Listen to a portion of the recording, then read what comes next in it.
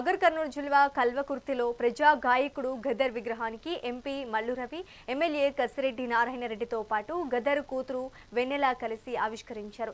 ఈ సందర్భంగా గద్దర్ సేవలను, తెలంగాణ సాంస్కృతిక పోరాటంలో ఆయన పాత్రను గుర్తు చేసుకుంటూ ఈ విగ్రహాల ఏర్పాటు జరిగిందని మల్లు రవి తెలిపారు. తెలంగాణ రాష్ట్ర ప్రభుత్వం గద్దర్ సేవలను గుర్తిస్తూ గద్దర్ అవార్డులను ఇవ్వటం జరుగుతోందని అన్నారు.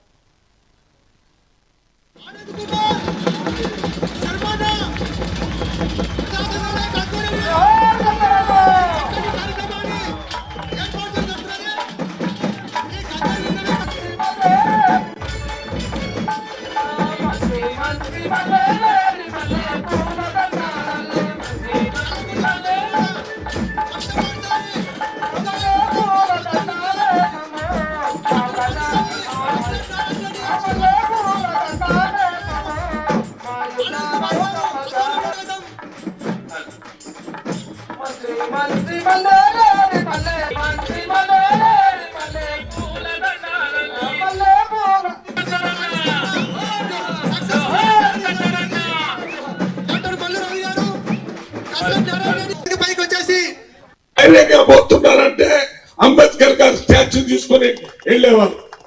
అదే ఆలోచన విధానాన్ని ప్రజలందరికీ తెలిసే విధంగా జీవితాంతం పోరాటం చేసినటువంటి పోరాట యోధుడు, యుద్ధ నమ్మక మన గద్దరన్న గారు.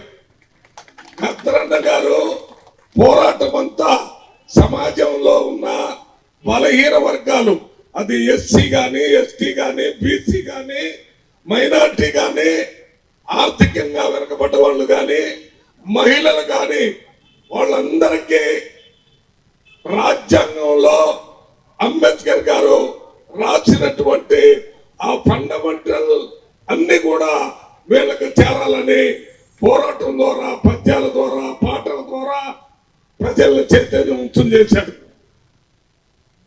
గద్దర్ గారు చనిపోతే ఆయన ఆలోచన విధానం చనిపోదు అని చెప్పడానికి ఇదే ఉదాహరణ.